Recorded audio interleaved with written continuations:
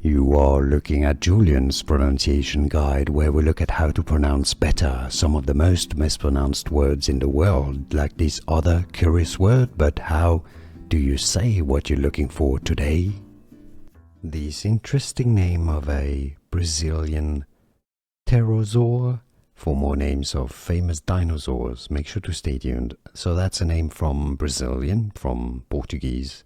In Portuguese, it is said as Tapejara, Tapejara. That's how they would say it locally. Therefore, in English, it is normally said as Tapejara, Tapejara.